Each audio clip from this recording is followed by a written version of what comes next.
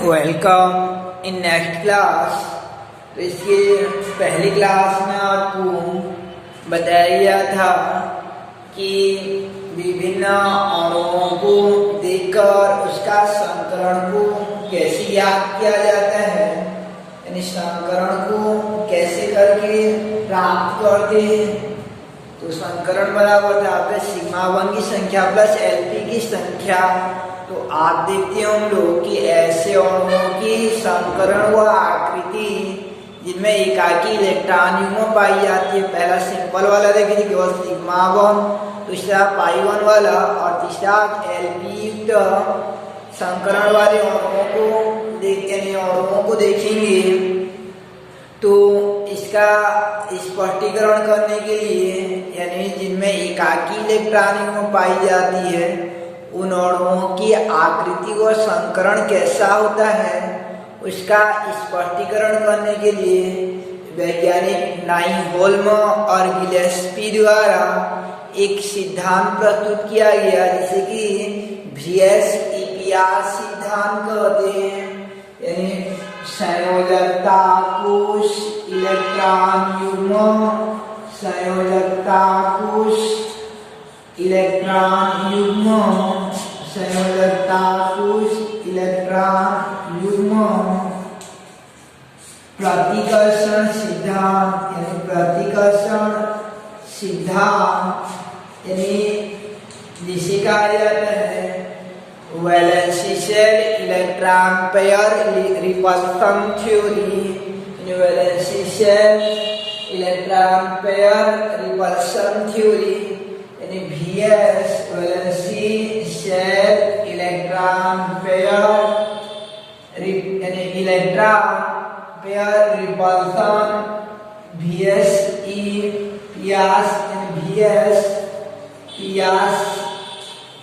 Theory कहा जाता है।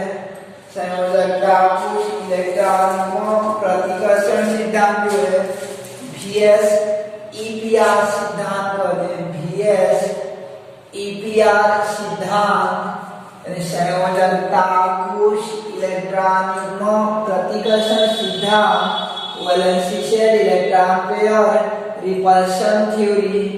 Valence shell electron pair repulsion theory. तो यह सिद्धांत क्यों बताया गया आपको, यह सिद्धांत क्यों प्रस्तुत किया गया? तो यह सिद्धांत जो है उन अणुओं की आकृति की व्याख्या करने में सहायक होती है जिनमें एकाकी इलेक्ट्रॉन पाई जाती है। यानी एकाकी इलेक्ट्रॉन युक्त अणुओं की संकरण का स्पष्टीकरण करने के लिए इस संयोजकता कोश इलेक्ट्रॉन युग्म प्रतिकर्षण सिद्धांत दी जाती है। संयोजकता कोश इलेक्ट्रॉन युग्म प्रतिकर्षण सिद्धांत दी जाती है। तो संयोजकता कोश इलेक्ट्रॉन युग्म प्रतिकर्षण सिद्धांत यानी VS-EPR सिद्धांत जो है तो इसका विभिन्न बिंदुओं को देखते हैं। 3 बिंदु है। पहला आपका ऐसे अणु जिनके केंद्रीय परमाणु में एकाकी इलेक्ट्रॉन युग्म होती है उनकी आकृति संकरण के अनुरूप होती है। दूसरा कि अणु की केंद्रीय परमाणु में एकाकी इलेक्ट्रॉन युग्म उपस्थित हो तो अणु की आकृति में विकृति उत्पन्न हो जाती है। तीसरा कि अणु की केंद्रीय परमाणु में उपस्थित एकाकी इलेक्ट्रॉन तथा बंधी इलेक्ट्रॉन में प्रतिकर्षण का क्रम LP के मध्य सर्वाधिक, LP और BP के बीच थोड़ा कम और BP के बीच सबसे कम। इसको नाइहोल्म और गिलेस्पी नामक वैज्ञानिकों द्वारा दिया गया था। यानी जिनमें एकाकी इलेक्ट्रॉन पाई जाती है उसका कैसे करके अणु का निर्माण होता रहेगा, उसकी संरचना कैसे बनती होगी उसका स्पष्टीकरण करने के लिए संकरण द्वारा बीच में इस सिद्धांत का सहारा लिया गया। संयोजकता कोश इलेक्ट्रॉन युग्म प्रतिकर्षण सिद्धांत इसका पहला बिंदु समझते हैं हम लोग कि इसका पहला बिंदु यह कहता है कि अणु के केंद्रीय परमाणु में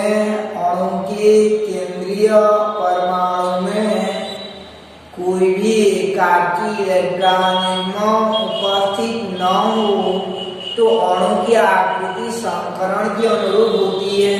कहने का अर्थ जो है आपका कोई अणु जैसे ये CH4 है तो इसके परमाणु में कोई भी एकाकी इलेक्ट्रॉन नहीं है, इसमें sp3 संकरण होता है, तो इसकी आकृति पूर्णतः संकरण के अनुरूप, संकरण में जो कहा गया था इसका sp3 वाला चतुष्फलकी होता है, तो ये CH4 का आकृति चतुष्फलकी होगा।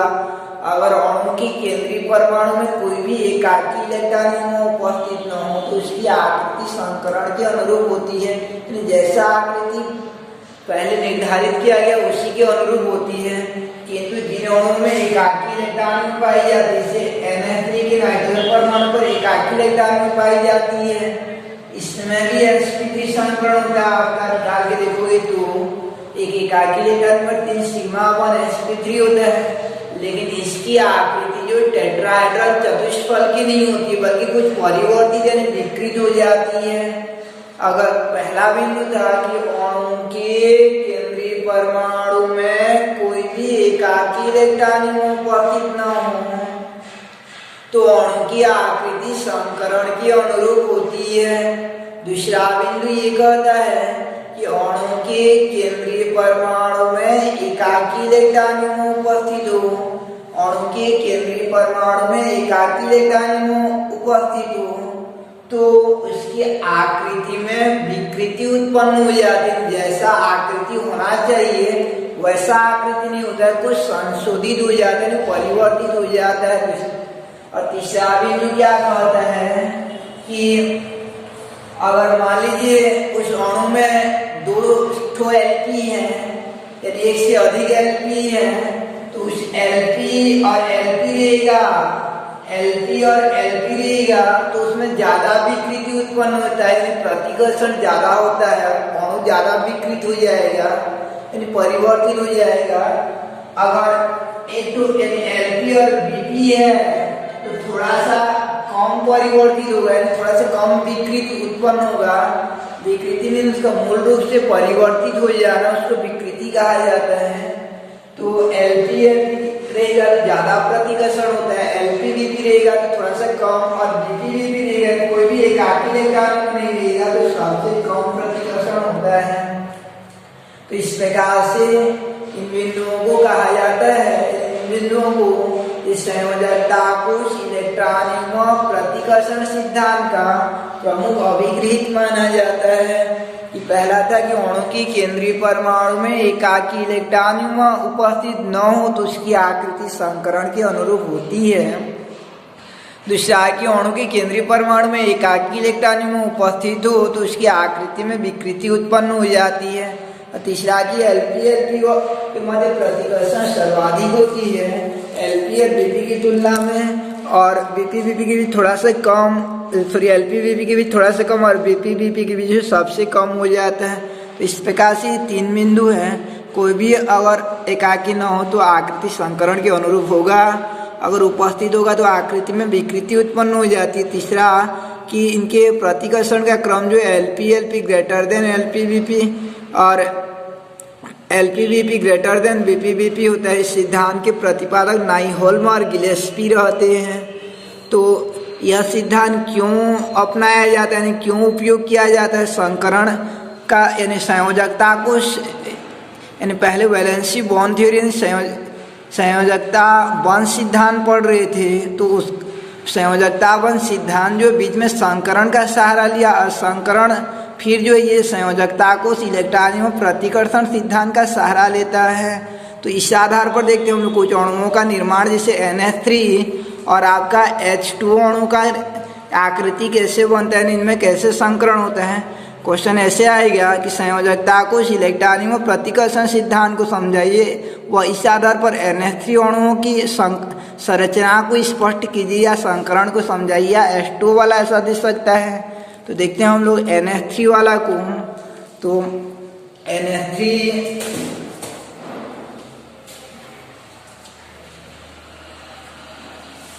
यानी संयोजकता कोश इलेक्ट्रॉन प्रतिकर्षण सिद्धांत के आधार पर आपका ये NH3 अणु में संकरण, यानी NH3, तो NH3 अणु में संकरण या उसका स्पष्टीकरण संरचना का, तो NH3 में केंद्रीय परमाणु केंद्रीय परमाणु आपका नाइट्रोजन है, यानी केंद्रीय परमाणु नाइट्रोजन है, जिसका परमाणु क्रमांक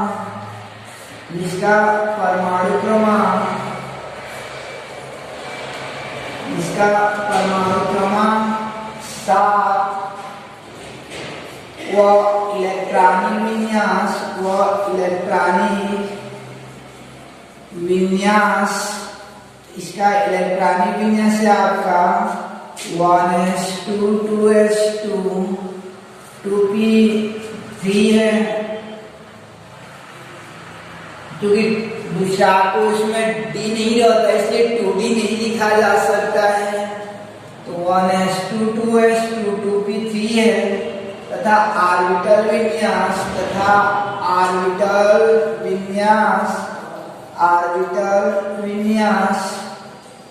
आपका ऑर्बिटल विन्यास हो जाएगा कि ये बाह्यतम पुरुष का ही ऑर्बिटल विन्यास किया जाता है। 2s और 2p क्या करते हैं, तो पहले सामान्य अवस्था होगा, सामान्य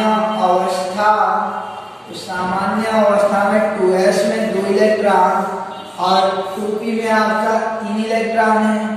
दूसरा उत्तेजित अवस्था, तो उत्तेजित अवस्था,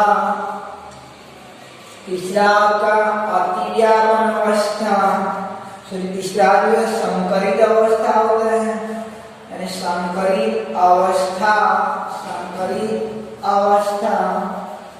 और चौथा जो है आपका अतिव्यापन अवस्था होता है। अतिव्यापन अवस्था ओवरलैपिंग स्टेज हो जाता है, तो ये आपका संकरित अवस्था तीसरा हो जाएगा, और चौथा जो अतिव्यापन अवस्था होता है, तो इसमें ये आपका सामान्य अवस्था में 2s में 2 इलेक्ट्रॉन है, और 2p में 2px 2py और 2pz में एक इलेक्ट्रॉन है, कुल मिलाकर 3 इलेक्ट्रॉन है। और उत्तेजित अवस्था में क्या होता है कि एक इलेक्ट्रॉन इधर से यहाँ चला आता है, उत्तेजित अवस्था में एक इलेक्ट्रॉन S से जो है यहाँ आ जाता है या इधर आ जाता है, क्योंकि यहाँ भी रिक्त कक्षक नहीं है कि यहाँ भी D वाला वेरिएबल नहीं रहता है, 2D नहीं रहता, हमेशा याद रखना।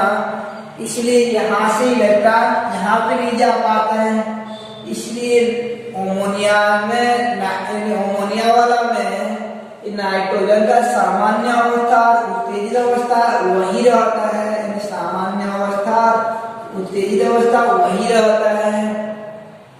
उसके बाद देखते हैं हम लोग संकरित अवस्था में, तो संकरित अवस्था में आपका संकरित अवस्था में जो है हमेशा संकरण को ये S से स्टार्ट किया जाता है। संकरण बाह्यतम कोश के विभिन्न कक्षकों में होता है, sp या spd में होता है, केवल pp में नहीं होता। यहाँ से स्टार्ट नहीं कर पाते हैं, घेरा को यहाँ केवल p में नहीं लगा सकते हैं, s से अपना बाइक को हमेशा स्टार्ट किया जाता है। तो ये S से जाएंगे तब तक जाते रहते हैं जितना डो कि हमको ऑयल में इलेक्ट्रॉन चाहिए रहता है। तो कितना डो H जुड़ने वाले हैं, 3 डो H जुड़ने वाले हैं, तो इन तीनों के साथ जुड़ेंगे, क्योंकि ये तो जोड़ा के रूप में इसके साथ जुड़ना जो संभव नहीं होगा, ये जोड़ा के रूप में इसके साथ जुड़ना संभव नहीं होगा।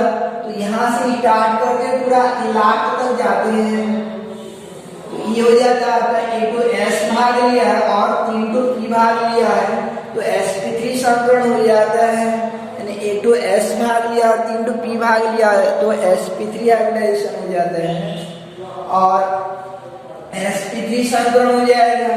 ऐसे फिर इसका लास्ट में आपका अतिव्यापन अवस्था में जो है यानी ओवरलैपिंग स्टेज में sp3 हाइब्रिडाइजेशन में ये H यहाँ एक H यहाँ, तीनों जगह जो है एक H जुड़ जाएगा, इन तीनों जगह जो है एक H जुड़ जाता है सिग्मा 1 द्वारा जो है, और यहाँ पे कोई भी H नहीं जुड़ पाता क्योंकि ऑलरेडी 2 इलेक्ट्रॉन रहता है।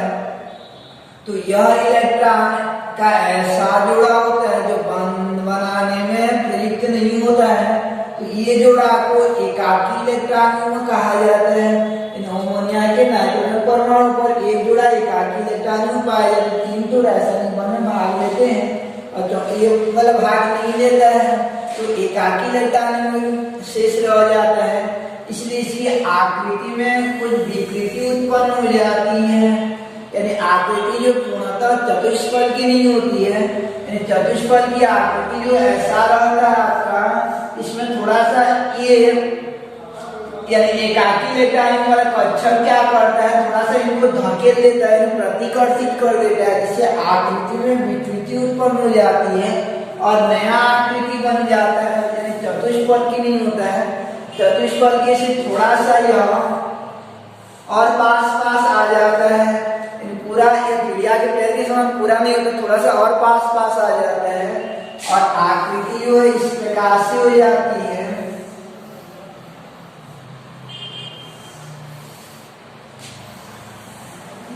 तो यहाँ पे एक तो H जुड़ता है और यहाँ पे एक तो H जुड़ जाता है और तीसरा वाला H पे यहाँ जुड़ता है सीमा बंध द्वारा जो है।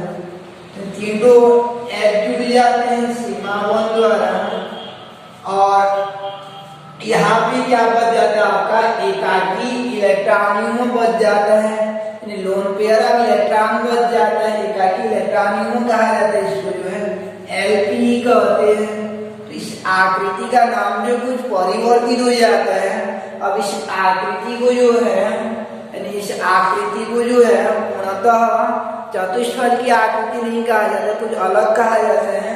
तो यहाँ पे ये एकाकी के ऊपर वाला को ना देखें तो एक त्रिकोण टाइप का बनता है, यानी त्रिकोण टाइप का ये आकृति बनता है। ये वाला जो है ऐसे करके यानी त्रिकोण टाइप का बन जाता है। जैसे तीनों पेन को नीचे लाएंगे ऐसे करके तो त्रिकोण टाइप का आकृति बनेगा। तो इस आकृति का नाम त्रिकोणीय हो जाता है, यानी आकृति का नाम त्रिकोणीय और ऊपर तरफ पिरामिड टाइप का दिखता रहता है, इसलिए इस आकृति का नाम हो जाता है त्रिकोणीय पिरामिडी हो जाता है।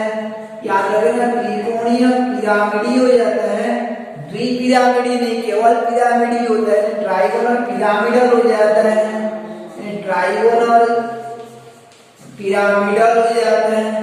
तो यहाँ से क्वेश्चन बनता है कि अमोनिया में भी जो sp3 संकरण पाया जाता है तथापि इसकी आकृति चतुष्फल की न होकर त्रिकोणीय पिरामिडी हो जाता है, क्यों बोल के।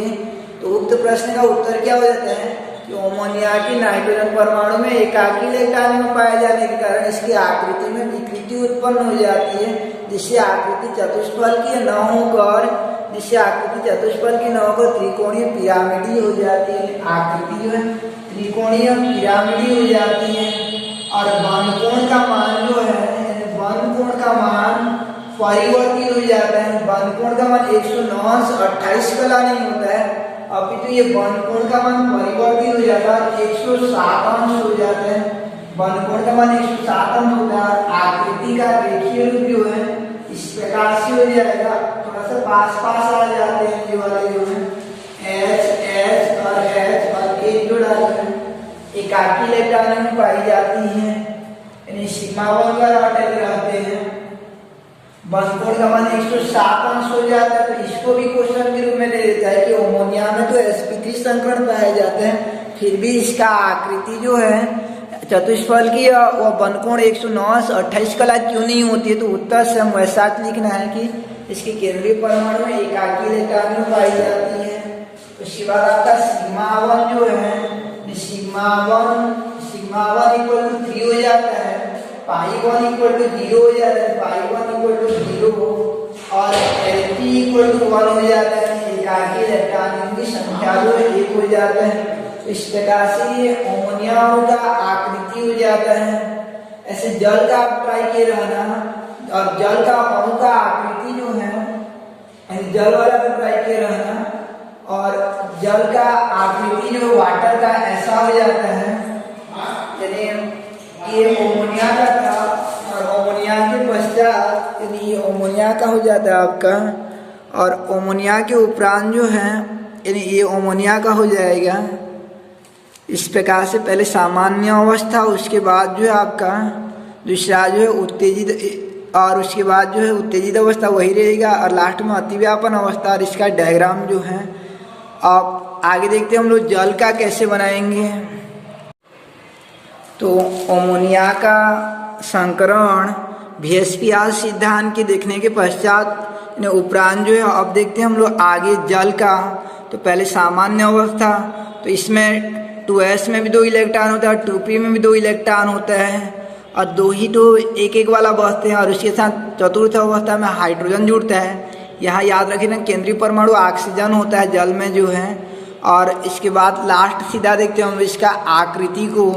तो इसमें आकृति में और विकृति उत्पन्न हो जाती है, आकृति और विकृति उत्पन्न हो जाती है क्योंकि जल में जो है 2 जोड़ा एकाकी इलेक्ट्रॉन में बचता है।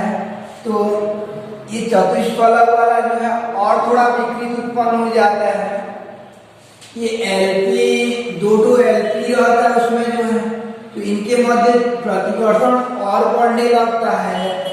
और 2 बंधी वाला रहता है, तो ये बंधी गच्छकों के साथ जो है हाइड्रोजन अतिव्यापन कर लेते हैं। हाइड्रोजन जो है अतिव्यापन कर लेता है सीमा बंध द्वारा, यानी हाइड्रोजन जो है अतिव्यापन कर लेता है सीमा बंध द्वारा।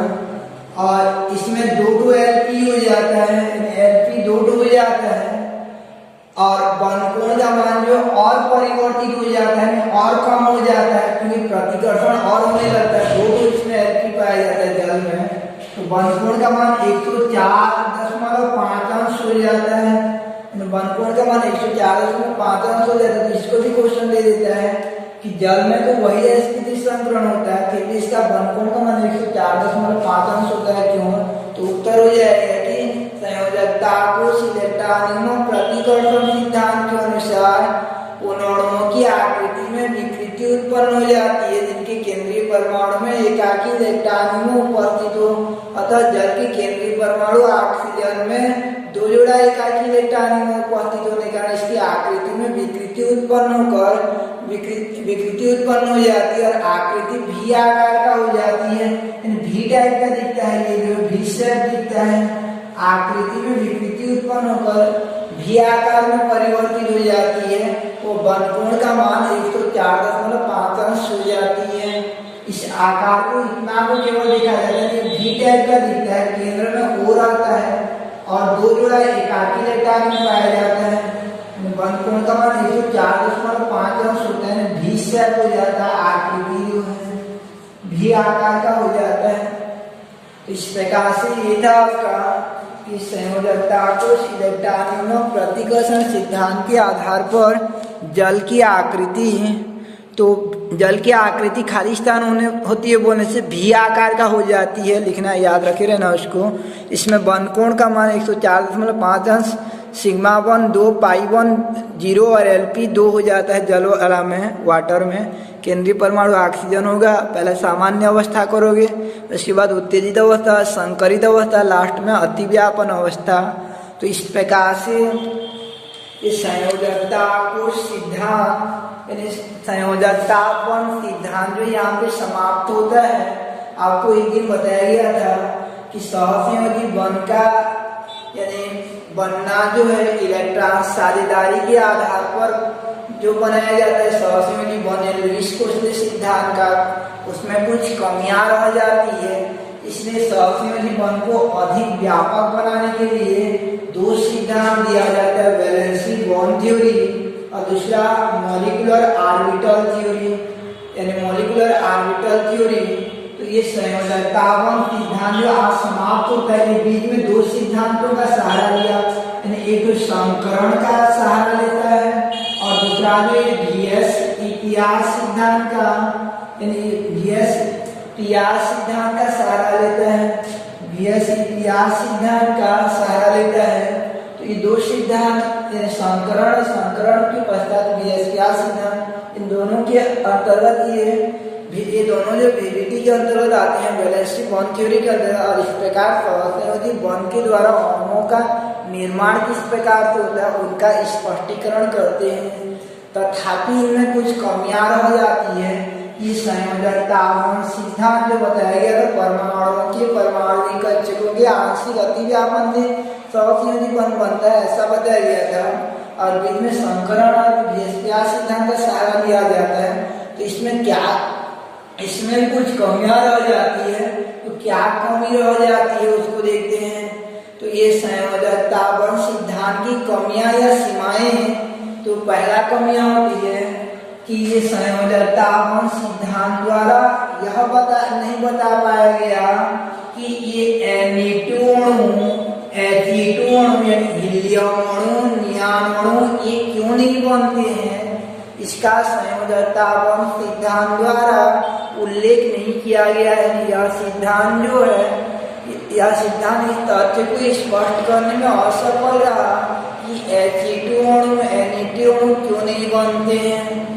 दूसरा कि यह सिद्धांत जो है यानी आणविक आयन, जैसे O2+ को आणविक आयन कहा जाता है, अणु के पश्चात आयन बनता है, ऐसे O2- इसको आणविक ऋणायन कहते हैं, ऐसे N2+ इनको आणविक आयन कहते हैं। तो ये आणविक आयन किस प्रकार से बनते हैं, इसका स्पष्टीकरण जो ये संयोजकतावन सिद्धांत द्वारा नहीं हो पाता है। इनका स्पष्टीकरण संयोजकतावन सिद्धांत द्वारा नहीं हो पाता है। यानी दो कमियां हो गया कि पहला ये नियॉन अणु, हीलियम अणु क्यों नहीं बनते, इसका स्पष्टीकरण नहीं हो पाया। दूसरा कि ये आणविक आयन क्यों बनते हैं या कैसे बनते हैं उनको समझाने में यह सिद्धांत असफल रहा, संयोजकतावन सिद्धांत। दूसरा कि तीसरा कि यह सिद्धांत का तीसरा क्या कमी रह जाता है, तो संयोजकतावन सिद्धांत का तीसरा कमी हो जाता है कि यह अणु के चुंबकीय गुणों को समझाने में असफल रहा। आगे पढ़ेंगे चुंबकीय गुण, अनुचुंबकीय और प्रतिचुंबकीय। तो अणु के चुंबकीय व्यवहार को समझाने में असफल रहा, तो ये संयोजकतावन सिद्धांत की 3 कमियां हो जाती है। इसलिए संयोजकतावन सिद्धांत की कमियों का निराकरण करने के लिए आगे मॉलिक्यूलर ऑर्बिटल थ्योरी का आगमन होता है। मॉलिक्यूलर ऑर्बिटल थ्योरी आणविक कक्षक सिद्धांत और आणविक कक्षक सिद्धांत द्वारा समझाया जाता है कि वास्तव में किस प्रकार से सहसंयोजी बंध द्वारा अणुओं का निर्माण होता है। तो कल स्टार्ट करेंगे हम लोग molecular orbital theory, molecular orbital theory आणविक कक्षक सिद्धांत को। इस संयोजकतावन सिद्धांत की कुछ कमियां थी, जैसे आपका था पहला कि यह सिद्धांत यानी यह सिद्धांत जो है आपका He2 अणु, Na2 अणु क्यों नहीं बनता है इसका व्याख्या नहीं कर पाया। दूसरा H2+, O2+ इनका व्याख्या करने में असफल रहा, चुंबकीय गुणों की व्याख्या करने में असफल रहा। इसलिए नेक्स्ट क्लास में देखेंगे हम लोग आणविक कक्षक सिद्धांत यानी मॉलिक्यूलर ऑर्बिटल थ्योरी।